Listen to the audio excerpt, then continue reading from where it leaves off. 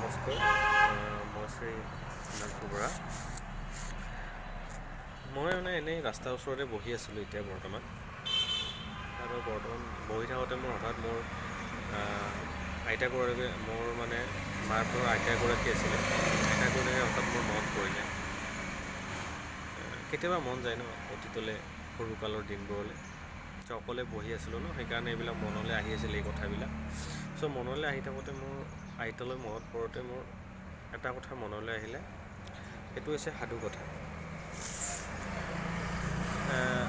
আজিকালি ল'ৰা ছোৱালীবিলাকক হয়তো আজিকালি কি যিসকলৰ বৰ্তমান 5-6 বছৰ হৈছে বা 10 বছৰ হৈছে, 11 বছৰ হৈছে বৰ্তমানলৈকে, সেইসকলক এই শব্দটো যিটো শব্দ হৈছে সাধু কথা, এই সাধু কথা শব্দটো ক'লে হয়তো বুজি নাপাব যে সাধু কথাৰ কি হয়। কিন্তু বৰ্তমান যুগৰ ল'ৰা ছোৱালীবিলাক মোবাইল গেম, কাৰ্টুন বা অধ্যয়নৰ বা নিজক লৈ ব্যস্ত হৈ গৈছে, যাৰ ফলত হয়তো এনেকুৱা ধৰণৰ শব্দ বা এনেকুৱা ধৰণৰ বস্তু কিছুমান চিনি নাপায়। আৰু এইটো এটা খুব দুখ লগা কথা হয়, কাৰণ কিয়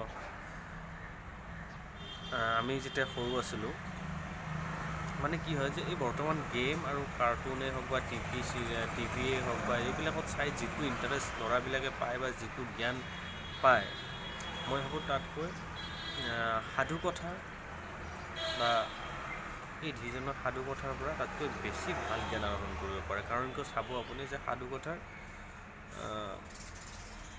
শেষত এটা এণ্ডিঙত কি হয়, এটা ভাল এটা মৰেল এটা থাকে, য'ত আমাৰ জীৱনৰ প্ৰত্যেকটো খোজতে প্ৰয়োজন হয়। সাধু কথাটো কি সাধু কথা কাক কয়, যিটো হৈছে সাধু কথা কি হৈছে এইটো যিটো লোকসাহিত্য বুলি কয়, যে লোকসাহিত্যৰ এটা ভাগ হৈছে সাধু কথা। যে সাহিত্যৰ এটা ভাগ হৈছে লোকসাহিত্য, আৰু লোকসাহিত্যৰ ভিতৰতে সাধু কথাটো পৰে। আৰু সাধু কথাটো এইটো হৈছে লোকসাহিত্য কি যিটো আমাৰ জনসাহিত্য, আমাৰ যিটো জনসাধাৰণৰ বা আমাৰ সাধাৰণ লোকৰ মাজত প্ৰচলিত হয় মুখে মুখে। সেইটোৱে হৈছে লোকসাহিত্য বুলি কয়। লোকসাহিত্যৰ অন্যতম ভাগ এটা হৈছে সাধু কথা। সাধু কথাৰ কোনো স্থায়ী ৰচয়িতা নাথাকে, কোনো ৰচক নাথাকে স্থায়ী।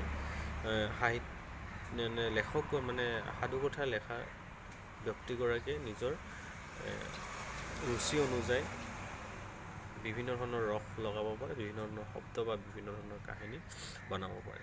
নিজৰ কোনো স্থায়ী নাথাকে আৰু যে কাহিনীটো এনেকুৱাই হ'ব লাগিব, কিন্তু ৰুচি অনুযায়ী কাহিনীটো বঢ়াবও পাৰে, ৰুচি অনুযায়ী কাহিনীটো চুটি কৰিব পাৰে। সেইটোৱে হৈছে সাধু কথা। কিন্তু আগৰ দিনত সাধু কথা কি, সাধু কথাবিলাক এনেকুৱা আছিল যিটো এইটো বাস্তৱিকতাৰ লগত কোনো জড়িত নহয়। সাধু কথাবিলাক হৈছে কি এটা কাল্পনিক হয়, কল্পনা প্ৰধান হয়, কল্পনা কৰি লোৱা হয়।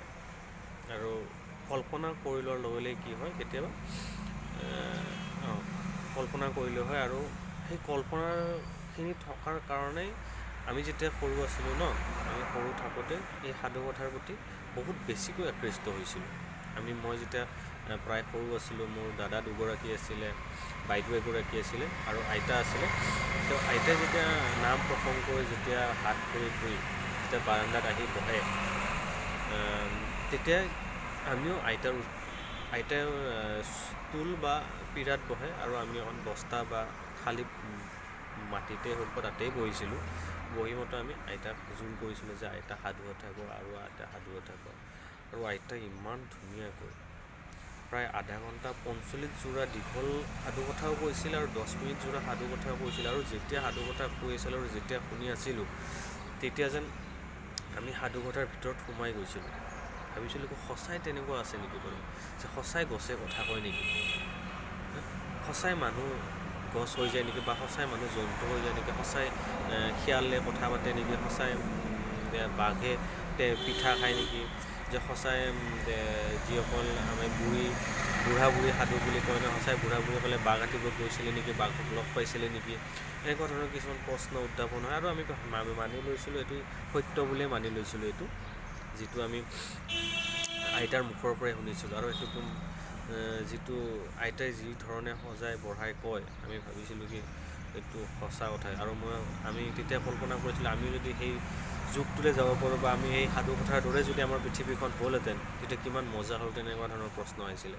আৰু এইটো কাৰণে যে আৰু আমাৰ মাজত আমি যেতিয়া সৰু আছিলোঁ ন, তেতিয়াই আমাৰ মাজত এইটো কাৰণে প্ৰচলিত বা এইটো কাৰণে আমাৰ সমাৰোহ লাভ কৰিছিলোঁ বা আমাৰ কাৰণে এইটো খুব মানে আমি ইমান অতিকৈ ভাল পাইছিলোঁ এইটো কাৰণে যে খুব ৰসসম্পূৰ্ণ হয় আৰু খুব ৰুচিসম্পূৰ্ণ হয়। কাৰণ তাত গছে কথা কয়, বগলীয়ে কথা কয়, শিয়ালে কথা কয়, যিখিনি আমাৰ বৰ্তমান সময়ত মানুহে কৰে সেইখিনি তাত জীৱ জন্তুবিলাকেও কৰিছিলে। ৰজা মহাৰাজাও কথাও কৈছিলে আইতাহঁতে, শুনি খুব ভাল লাগে। কিন্তু বৰ্তমান সময়ত বা বৰ্তমান ল'ৰাবিলাকে এই যিটো সাধু কথাৰ আনন্দ বা সাধু কথাৰ যিটো সোৱাদ পোৱা নাই। মই সেইটো কাৰণে আৰু অকলে বহি থকাৰ কাৰণে এইটো মনত পৰিলোঁ। আপোনাৰ লগত শ্বেয়াৰ কৰিলোঁ কথাখিনি যে সাধু কথা নোহোৱা হৈ গৈছে বৰ্তমান সময়ত। ধৰি ৰখাৰ কাৰণে প্ৰয়াস সকলোৱে কৰিব লাগে, ময়ো কৰিব লাগে, আপুনিও কৰিব লাগে, সকলোৱে কৰে।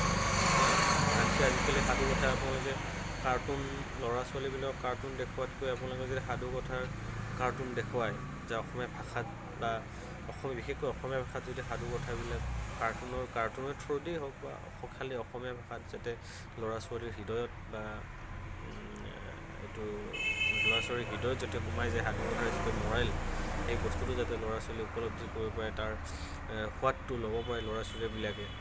সেনেকুৱা আজিকালি ইউটিউবতো আছে। আপোনালোকে চাৰ্চ কৰি ল'ৰা ছোৱালীক পঢ়াওক, সাধু কথাৰ বিষয়ে জনাওক। নহ'লে আৰু এনেকৈ আপোনাৰ ল'ৰা ছোৱালীক কাৰ্টুন, টিভি, গেম, মোবাইল গেমৰ মাজত যদি সোমাই আবদ্ধ কৰি ৰাখে হয়তো সাধু কথাটো আমাৰ মাজৰ পৰা নোহোৱা হৈ যাব। আৰু এনেও এইটো লিখিত কোনো সাহিত্য নহয়, এইটো আমাৰ লোক সমাজত জাষ্ট মুখে মুখে প্ৰচলিত হোৱা এটা সাধু কথা। লিখিত যিহেতু নহয়, সেইটো সময়ৰ ভিতৰত ইও নোহোৱা হৈ যাব। সেইটোৱে আৰু ধৰি ৰখাৰ সকলোৱে প্ৰয়াস কৰক, চেষ্টা কৰক। আপোনালোকে ইউটিউবতে হওক বা গুগলতে চাৰ্চ কৰি লওক, সাধু কথা দুই এটা শিকি লওক। শিকিমতে আপোনাৰ ল'ৰা ছোৱালীৰ আগত কওক আজৰি সময়ত, বা আপোনালোকে পাৰ্কত ওলাই গ'ল, ক'ৰবাত ফুৰিবলৈ ওলাই গ'ল, ফুৰিবলৈ যাওঁতে ল'ৰা ছোৱালীকেইটাক কওক সাধু কথা, কওক যে সাধু কথা কি হয়, কেনেকুৱা হয়। Thank you. আৰু এইখিনিয়ে আৰু নেক্সট মই সাধু কথাৰ ওপৰত যদি বিতংভাৱে জানিব বিচাৰিছে মই আৰু ক'ম। পাৰিলে মই দুই এটা সাধু কথাও আপোনালোকক জনাম, মই ক'বলৈ চেষ্টা কৰিম। কাৰণ কিয় ময়ো এটা সৰুৰ পৰা চেষ্টা কৰিছোঁ যে সাধু কথাটো আকৌ আমাৰ মাজলৈ উভতাই আনিব পাৰোঁ। সেই সৰুকালৰ যি আনন্দ, সেই যি সন্ধিয়া 7-8 বজাত